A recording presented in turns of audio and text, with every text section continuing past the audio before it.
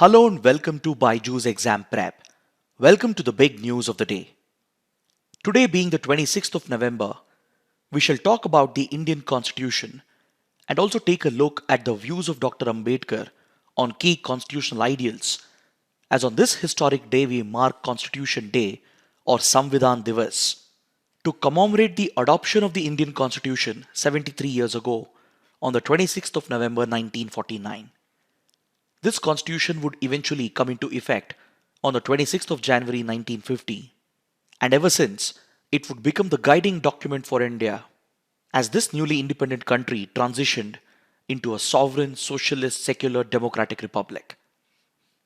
So, on this historic day, every Indian must truly recognize the beauty and significance of this document, which was carefully drafted by our founding fathers. And to pay tribute to their efforts and to highlight the constitutional values, the Government of India started marking this day as the Constitution Day or Samvidhan Divas since 2015. See, after India gained independence from centuries of oppressive colonial rule, the newly born country was facing tremendous challenges. India's independence was a direct outcome of its legendary freedom struggle, which involved numerous sacrifices not just from our top freedom fighters, but also from the masses. So, as this newly independent country was transitioning towards a democracy, it urgently needed a forward looking constitution in place, not just to keep the country together and strong and united, but also to solve the key political and socio-economic challenges that were facing the country.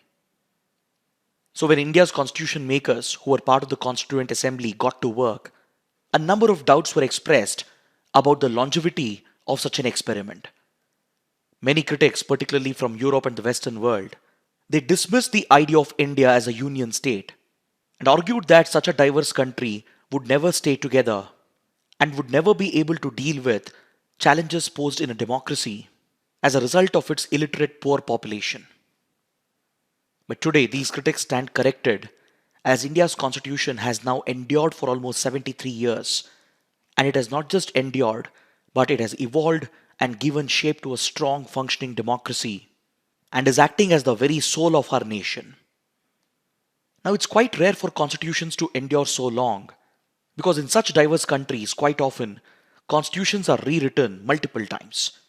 But the Indian constitution has largely endured all the challenges it has faced over the decades. And this is exactly what we need to mark and celebrate on this historic day.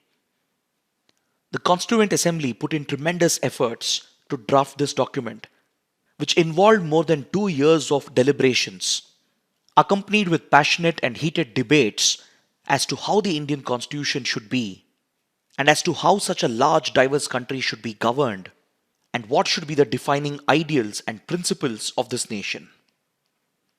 In this regard, the chairman of the drafting committee, Dr. B.R. Ambedkar, who is widely regarded as the father of the Indian Constitution, made a stellar contribution and provided great insight on the ethos and values that were adopted into the final constitution. In this regard, Dr. Ambedkar would justify the practice of the Constituent Assembly to borrow from different sources, that is, from different constitutions around the world, and inculcate certain essential principles and values into the Indian Constitution.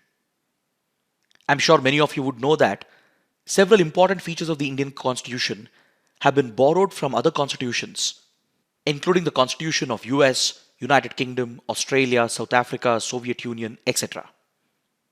Features such as the Westminster model of parliamentary democracy, independent judiciary, concurrent list, the feature of federalism, etc., are all borrowed features from other constitutions. In this regard, there was criticism against the Indian Constitution and against the Constituent Assembly that our constitution makers were simply copy-pasting the features of foreign constitutions. To this, Dr. Ambedkar made a strong argument and pointed out whether can we truly have a unique constitution at this point of time, as constitution making has more or less evolved and matured around the world. He pointed out that since several hundred years, written constitutions have been in place in other parts of the world, and it is only prudent to draw from their experience and inculcate some of these values, ideals, and principles into our constitution. But of course, this is not a mere copy paste job, but instead, These ideals and provisions, they had to be customized and adapted to the Indian context, which is unique in itself. And Dr. Ambedkar took a firm stand that the drafting committee has not blindly copied constitution from other sources. Rather, it has just drawn inspiration from globally recognized principles and adapted them to the unique Indian context.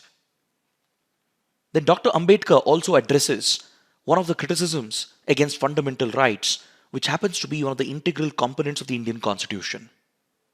Critics were arguing that fundamental rights won't mean anything as long as they are not absolute rights.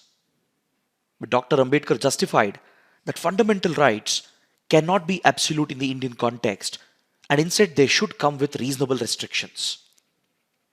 Now, for example, if you look at right to equality, right to freedom of speech and expression, these are not absolute rights. While these are guaranteed fundamental rights that emanate from the Constitution itself, they, however, do come with reasonable restrictions.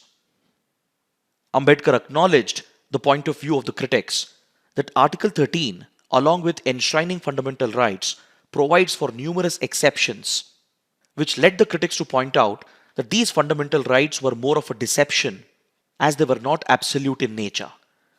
But Dr. Ambedkar answered the critics by distinguishing between fundamental and non-fundamental rights.